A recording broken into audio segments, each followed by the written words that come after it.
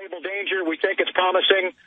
We'll get back to you on that. And frankly, they never got back to him. So this is one of the senior Democrats coming to me and saying they told us about it, but then they never followed up. So I do believe something happened internally. And I've talked to a couple of the 9/11 Commission folks. I can't go into a lot of detail. They've asked me to not give out their names. But frankly, one of the 9/11 commissioners told me personally everybody was covering for someone within that commission. That is to say that everybody who was a commissioner had an agenda. But what about Sybil Edmonds saying she was decoding the FBI/NSA recordings out of, the foreign language, out of Arabic, and she's sitting there listening to it, and it is elements of Western intelligence interfacing, and we know that Dr. Zbigniew Brzezinski brags in 2 books he wrote that they got the Arab Legion together out of other Muslim extremist groups and that they were interfacing with it right up until the attacks. That makes perfect sense for you, a separate division, going after them. Once you expose that you guys could have gone after them, but many others have said they were kept from going after them, then that shows clearly that they wanted the attacks to happen to set up a police state in America. Well, I can't go that far, Alex. I mean, you obviously have an overview different than mine. What I can say are the facts, and this is one of the things I try to be very clear on over the past 6 years, is that there's still a great deal of mystery as to why Able Danger stopped. And I can state that clearly because this was in my testimony, and it's one of those mysteries which I... Well, let me just say this then. We saw Special Forces colonels and others, your contemporaries, your peers, in the news in 2002 complaining.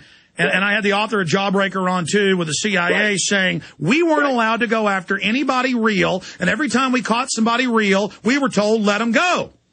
Well, and I understand what you're saying about the Jawbreaker, and I've read the book, and that's what I'm going to tell you here. Regarding Able Danger, there's still a mystery as to why it stopped. The operation planning occurred during the 99-2000 time frame, and as far as we all know as part of the team, the last tangible, real element of Able Danger occurred in January, February 2001, in which the Able Danger core team briefed General Shelton at the Pentagon about the options. And this is the thing I wanted to emphasize about Able Danger, Alex. It was not about data mining. It was about options to take action against al-Qaeda. And again, that's what we're going to talk about a little bit more. You were targeting, you were tracking, you were identifying. Yes. And so you had them targeted and identified, right. and you weren't green lighted. That's correct. That is an accurate statement. Because, as a matter of fact, up till June of 2001, I was getting calls from my colleague, Commander, now Captain Scott Philpott, asking me to reactivate my component, my Stratus Ivy element, to help them continue the targeting process. And frankly, he was getting a great deal of static. I was pulled off. As a matter of fact, I was pretty much fired because I wouldn't back down on the issue. I actually had a confrontation, which you can find on the internet, where I talked to the government security news, where I was interviewed, and I talked about the fact that my boss, Major General Rod Isler, and I had a shouting contest where I basically said, look, we've got to do this because this is a clear target, and I was told it's not your job. I'm the general, you're not, and I'm telling you to stop. So essentially during that time frame from February of 2001 until, the attacks, those of us who were trying to actively work this, who, because of our, and Alex, you understand this, I mean, I didn't just come off the street and pick up being an intelligence officer overnight. I had quite a bit of experience at the time, and so did the entire team, and we were all saying there's something wrong here. We got to do something because there's indications that these people are not only going to do something, we have cells of al-Qaeda within the United States. And that well, let me stop you then before we get into that, Colonel Shaffer, and we really appreciate your time here today. Yeah. Separate investigations on separate operations similar to yours, they have spoken out and said the State Department and higher-level CIA killed our operations to decapitate al-Qaeda. So your take on that? Well, again, I can only go back to my direct experience. There was an asset who had fabulous access to al-Qaeda, who was I can't go into a lot of detail. I have to be very careful about this because I talked about this in closed hearings.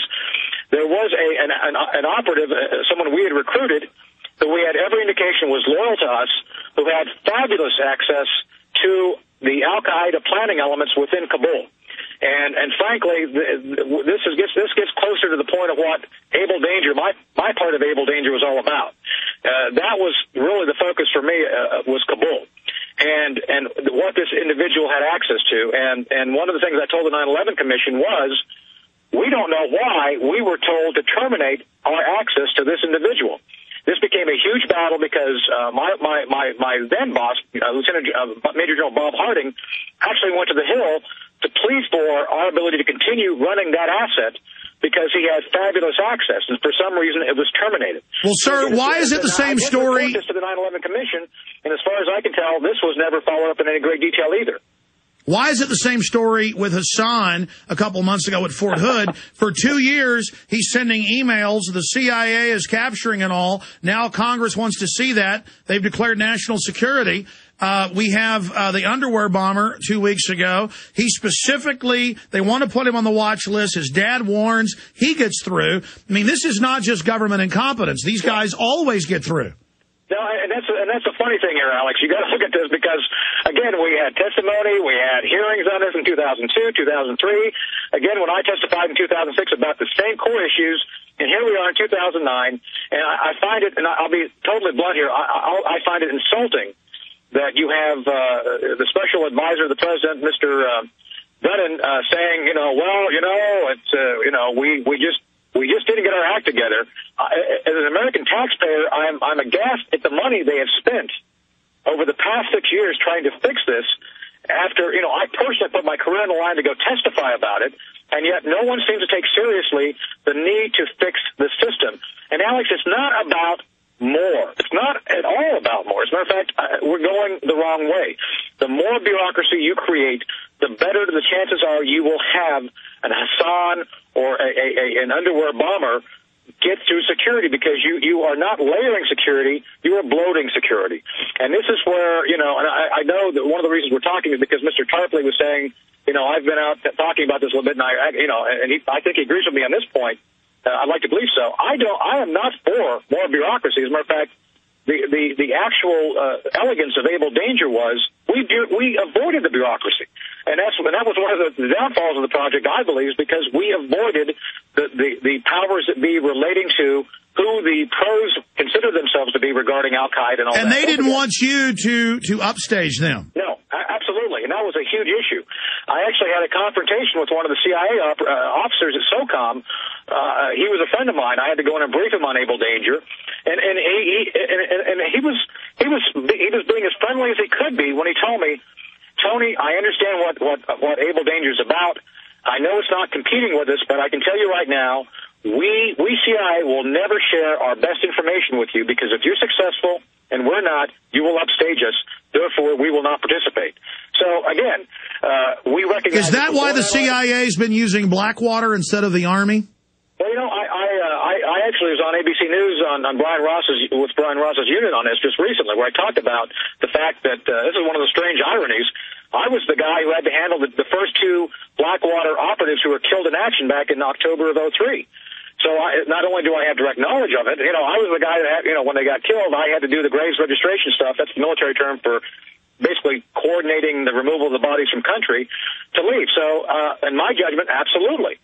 One of the things we recognized early on during the war is CIA really wanted to run its own game. And again, this is going to be something we talk about in the book to a great extent. So they're setting up their own private army instead of using the Army.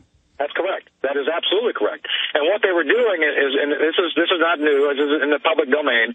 They have their ground operations branch, which actually does their paramilitary operations. And one of the problems after 9/11 is they had a hard time building it up quickly with qualified and cleared officers. So one of the things they did, they took a shortcut and started hiring Blackwater individuals who were, essentially coming out of Army Special Operations, out of Navy Special Operations, and putting them out in the field as CIA operatives. And again, this has been on Brian Ross. You can go to the internet, you can pull up the story where I talk about this on air. And the fact is this: they were taking these contractors and using them essentially, and I'll be blunt, mercenaries. They were using them in a role, not as security guards, but as guys outside the wire trying to train Afghan and Pakistani individuals to be essentially their operatives on the ground to do special operations. And they've got them in Pakistan right now. Yes.